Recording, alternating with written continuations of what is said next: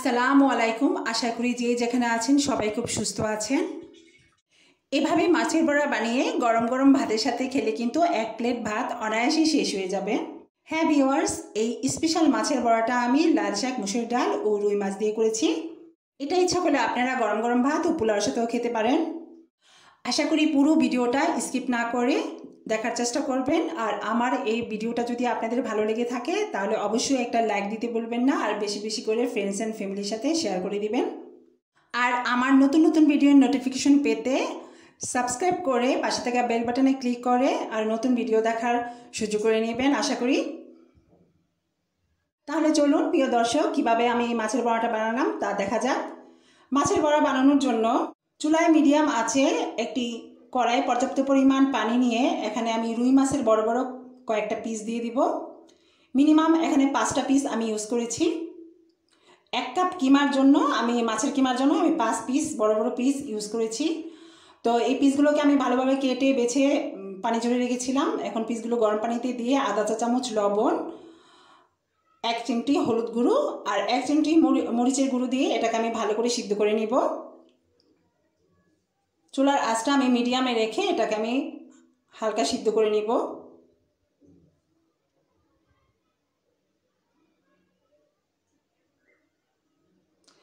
আর প্রিয় দর্শক, সিদ্ধ করার পর এটা আমি কাটা বেছে পাটাতে পিষে নিব।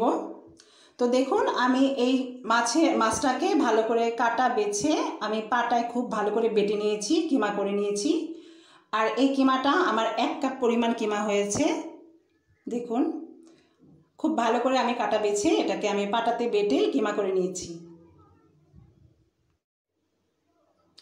আর নিয়েছি এখানে আমি লাল শাকগুলোর শুধু পাতাগুলো আমি নিয়েছি 2 কাপ পরিমাণ বেছে নিয়েছি। এগুলো ভালো করে বেছে ধুয়ে আমি পানি ঝরিয়ে রেখেছিলাম। আর নিয়েছি আমি মুসুরির ডাল। এই মুসুরির ডাল আমি 1 কাপ মুসুরির ডাল আমি 15 মিনিট পানিতে ভিজিয়ে রেখেছিলাম। তারপরে এগুলো আমি ভালো করে ধুয়ে পাটাতে বেটে নিয়েছি। আর এখানে আমি 1 কাপ পরিমাণ ইউজ করব। আর নিয়েছি 1/2 কাপ ধনেপাতা কুচি।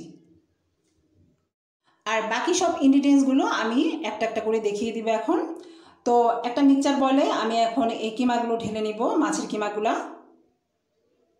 আপনারা এখানে রুই মাছের বদলে অন্য কোনো মাছের কিমাও ব্যবহার করতে পারেন। দিয়ে দিব 1 কাপ পরিমাণ মুসুরির ডাল বাটা,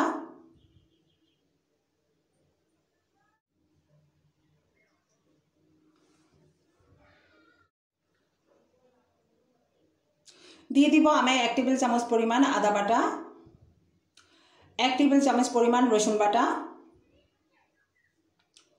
1 টেবিল চামচ পরিমাণ কাঁচামরিচ কুচি, 1 চা চামচ পরিমাণ হলুদ গুঁড়ো, 1 চা চামচ পরিমাণ মরিচের গুঁড়ো, শুকনো মরিচের গুঁড়ো, 1 চা চামচ পরিমাণ টালা জিরের গুঁড়ো, 1 টেবিল চামচ পরিমাণ টমেটো কেচাপ, আর দিয়ে দিব 1 চামচ পরিমাণ স্বাদমতো লবণ, আর দিয়ে দিব 1/2 কাপ পরিমাণ ধনেপাতা কুচি।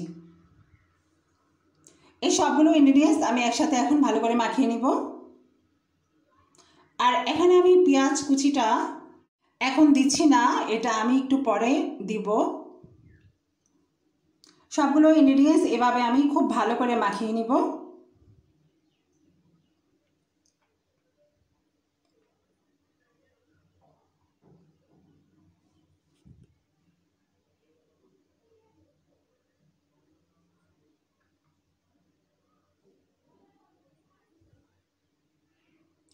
তারপর আমি এখানে দিয়ে দিব যে 2 কাপ পরিমাণ লাল শাক কুচি করা, পাতাগুলা কুচি করা, সেই 2 কাপ পরিমাণ এখন আমি দিয়ে দিব।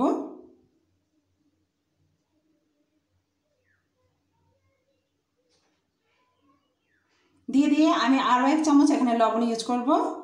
আর 1 টেবিল চামচ সরিষার তেল দিয়ে দিলাম। দিয়ে এগুলোর সাথে সবগুলো ইনগ্রিডিয়েন্টস একসাথে মাখিয়ে নেব।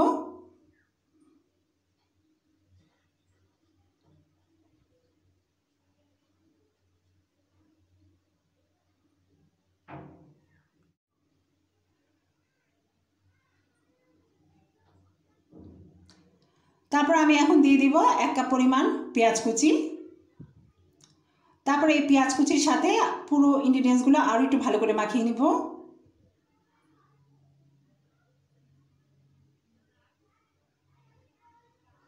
বাস আমার মাখানো প্রায় শেষ। এই কারণে আমি এটাকে 20 মিনিটের জন্য নর্মালে টেম্পারেচারে ফ্রিজে রেখে দিব।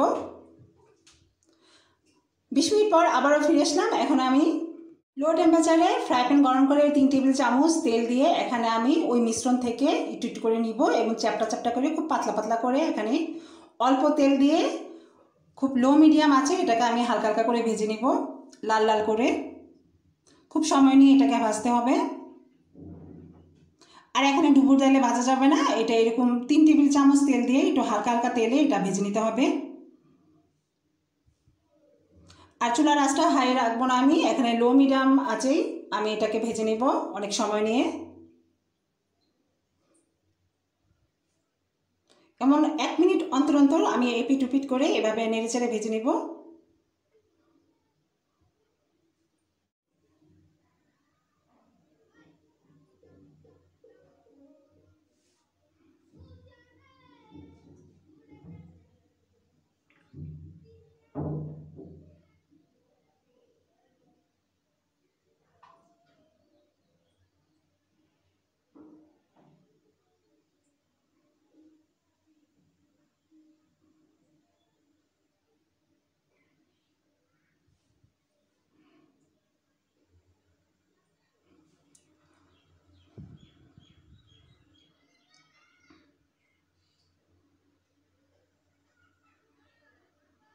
দেখুন আমার প্রায় ভাজা শেষ, আমি একটা একটা করে তুলে দেখাচ্ছি। এভাবে অল্প তেল দিয়ে আমি সবগুলোই এভাবে এপিট উপিট করে ভেজে নেব।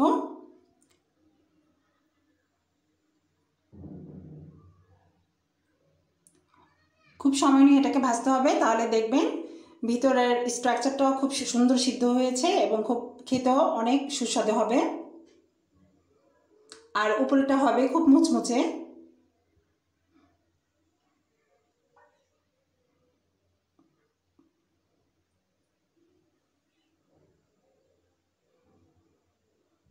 এভাবে আমি আরও কয়েকটা এভাবে গরম তেলে ছেড়ে দিলাম। এভাবে আমি সবগুলোই এভাবে ভেজে নিব।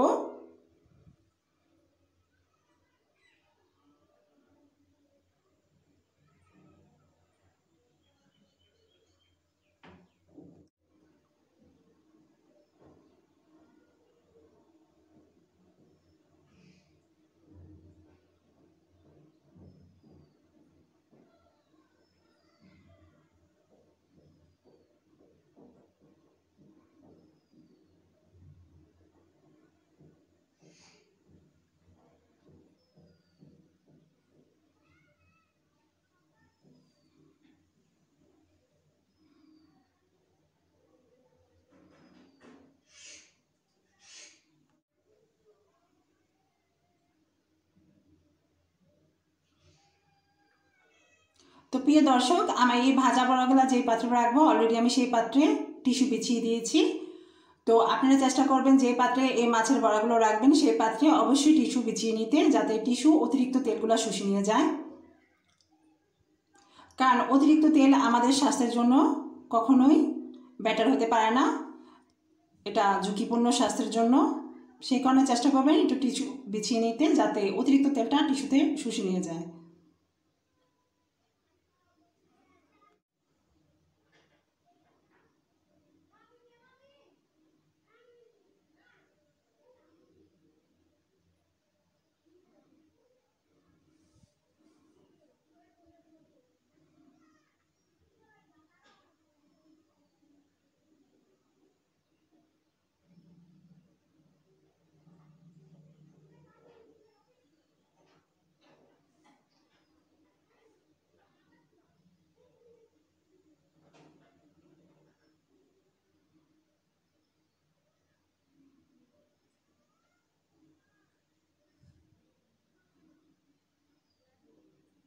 আরও কিছু বড়া আমি তেলে ভেজে নিব এবং সবগুলা বড়াই আমার প্রায় বানানো শেষ। এভাবে কিন্তু আপনারা খুব সহজেই কম খরচের মধ্যেই কিন্তু এরকম একটি সুস্বাদু মাছের বড়া ঘরে বানিয়ে নিতে পারেন। আশা করি আমার এই ভিডিওটা আপনাদের ভালো লেগেছে। আর যদি আমার এই ভিডিও আপনাদের ভালো লেগে থাকে, আপনাদের মূল্যবান মতামত আমার কমেন্টে জানিয়ে দিবেন। আর ছোটো করে একটি লাইক আর বেশি বেশি করে ফ্রেন্ডস অ্যান্ড ফ্যামিলির সাথে শেয়ার করে দিবেন।